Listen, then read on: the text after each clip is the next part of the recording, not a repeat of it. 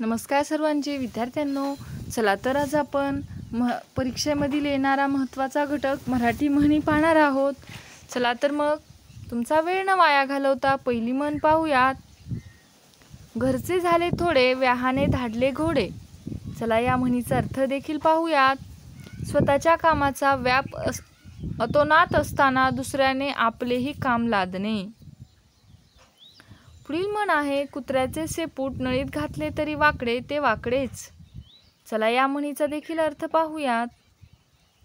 कितीही प्रयत्न केले तरी काहीचा मूळ स्वभावात बदलत नाही, किंवा कितीही प्रयत्न केले तरी काहींचा मूळ स्वभाव बदलतच नाही। पुढील म्हण आहे, इच्छा तिथे मार्ग। या म्हणीचा अर्थ असा विद्यार्थ्यांनो, एखादी गोष्ट करण्याची इच्छा असेल तर काहीतरी मार्ग निघतोच, म्हणजेच इच्छा तिथे मार्ग। पुढील म्हण आहे, तळे राखील तो पाणी चाखील।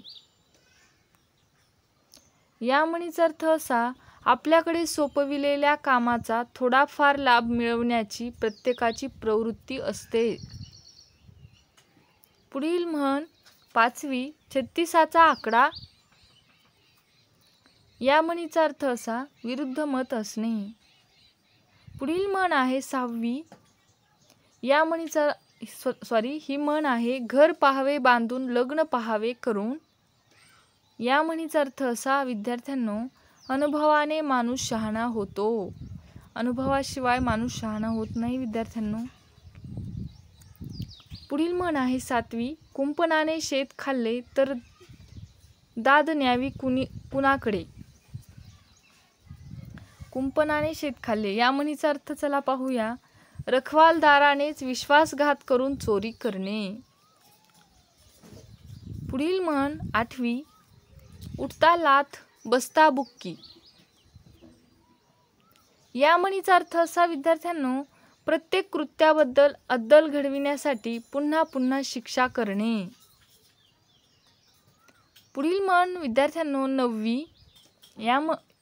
ही म्हण पाहूयात। ढवळ्या शेजारी पवळ्या बांधला, वान नाही पण गुण लागला।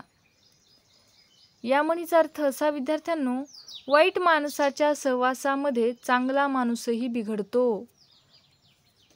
पुढील म्हण आहे 10वी, आधी पोटोबा मग विठोबा। या म्हणीचा अर्थ असा विद्यार्थ्यांनो, आधी पोटाची सोय पाहावी, नंतर देवधर्म करावा। कसा वाटला व्हिडिओ? आवडला असेल तर नक्कीच लाईक कराल, आणि चॅनलला सबस्क्राईब केलं नसेल तर नक्कीच करून घ्या। भेटूया नेक्स्ट व्हिडिओमध्ये।